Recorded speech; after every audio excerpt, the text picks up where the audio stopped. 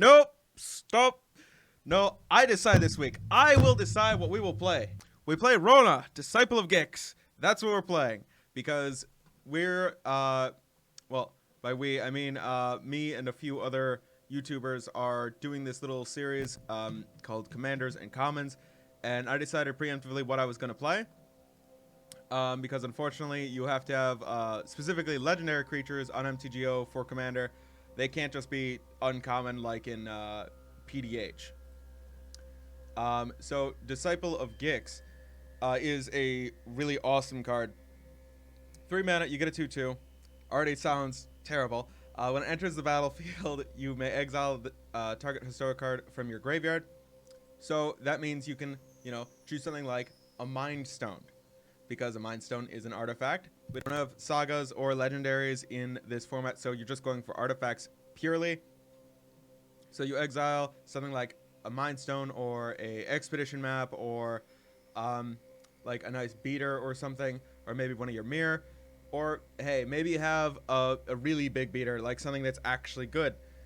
You exile that, and you then get to recast that. And it doesn't say in the same turn, it just says cards that have been exiled by Rona. And since we're in blue, we can probably rearrange the top of our library, and we can probably do some kind of like shenanigans here or there, where we can like, rearrange them, make sure that an artifact's on top, exile that artifact, replay that artifact for mana. And this seems rather all a little mana intensive, so we're probably going to want to ramp up a bunch. We're probably going to want an abnormally high number of artifacts, because we want to do this every single turn.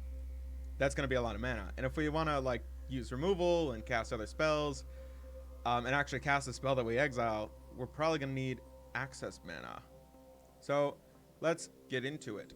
Normally I would totally do a whole 1 hour on the clock thing, but I'm not going to do it for this one, because unfortunately I preemptively selected this thing earlier this week. So I didn't make a list yet, but I already started thinking about it a little bit. So it's not going to be the same kind of challenge in 1 hour when you get one fresh. So this one is probably going to go by in more like 20 minutes. The only time constraint is going to be the cantrips, and searching up all of the individual cards and actually adding them. It's not going to be the decision-making thing, or it's our time is only limited by how fast we can type. We'll go ahead and just get all of our cantrips real quick.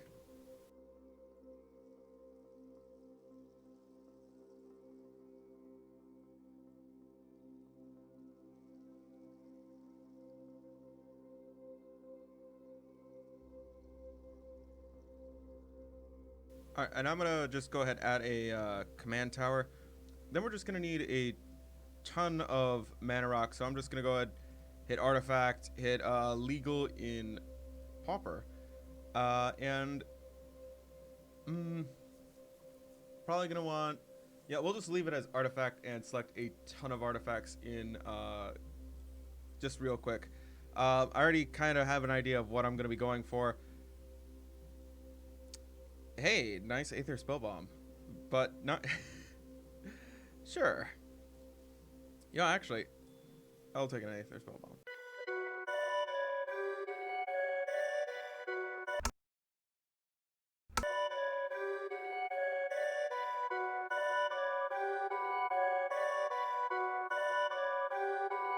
Perfect.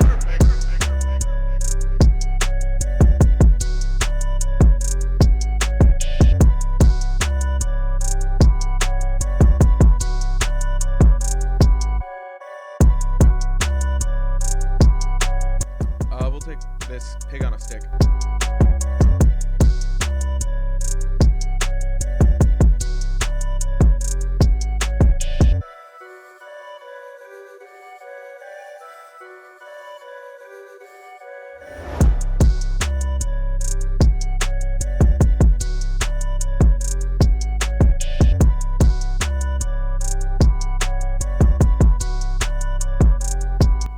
We'll take the gargoyle. I'm playing gargoyle in my Tron deck. Mono green Tron. You may have seen it. If you have not, you might want to check out the League video. It's pretty sweet.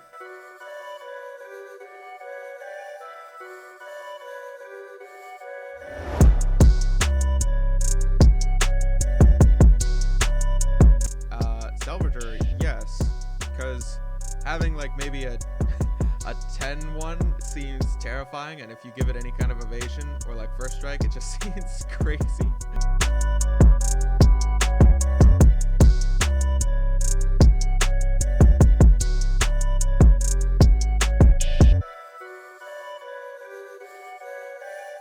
Astrolabe and cranioplating. Hey, of course. I will gladly play both of you. Ah, much better. Planing up, and that's 141 cards. Sure. Snow. We'll switch these over to snow covered. Probably gonna want Chainer's Edicts, some counter spells, whatnot. But unfortunately, I'm probably gonna have to cut like a bunch of these things. All right, so these are a bunch of the cards that can help us scry. Artificer's Assistant seems just great. I don't know why I didn't think of this thing more quickly. Now it's mostly just a matter of cleaning up a bunch of these cards.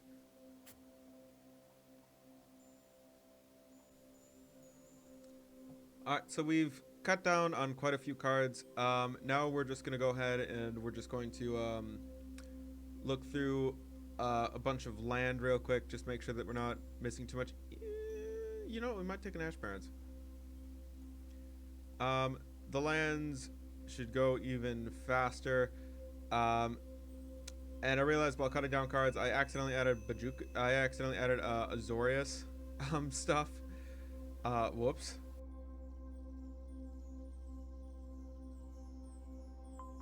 Okay, we've cut down on the lands. I think we do want a bunch of these lands, because playing our commander can get us some card advantage. And when you have a commander that can get you card advantage, it means that your mana becomes more, more valuable, because you can use that mana to then get more cards, which can lead you to, getting more mana to get you more cards, and it sort of cascades one into the other. But we still need to cut down on some of these main deck spells, just because I want to add in a few more additional removal spells, besides these counter spells that I just chucked in to here. Yeah, so I don't know what else to cut. Super big payoff for being an artifacts. We're probably going to want it. Mystical Teachings. Well, with like a bunch of mana. There might be a few things that we can get with Mystical Teachings that might be decent with like all of our mana rocks and whatnot. Using this Mystical Teachings and then flashing it back to get like a good 2-for-1 as far as removal goes. That's not bad. Going Doomblade then Counterspell. It's not bad. We are in the colors of Transmute, so that is an option. Is there anything in our deck that's super valuable and worth transmuting for? Super good in our deck, banned in Pauper, Cranioplating, and you know what? We will. We can and we will. Dimir Informant is great with our equipment. So far, what it looks like this deck really wants to do is it wants to ramp up, play the commander, like I've said so many times before, use things to set up the top of the library to exile with Rona.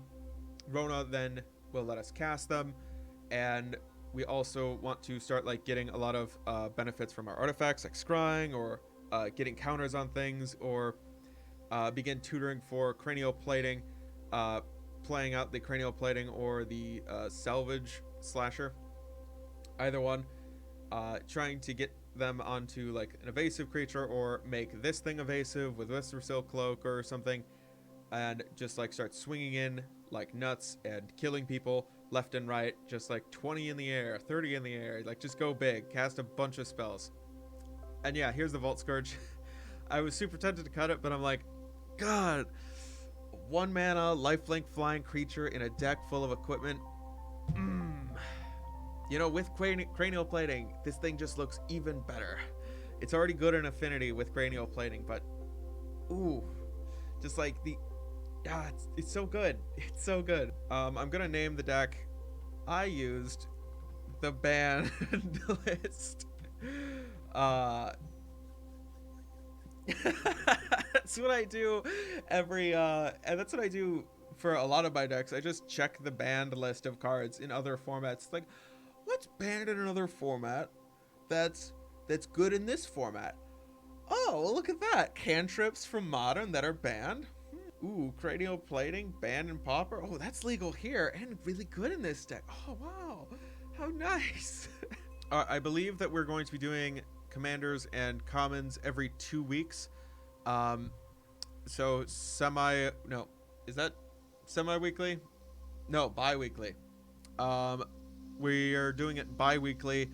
Um, because I think we want to test our decks once a week and then play. Of course, I am taking the opposite route and I'm just going make a deck in an hour, hope it functions.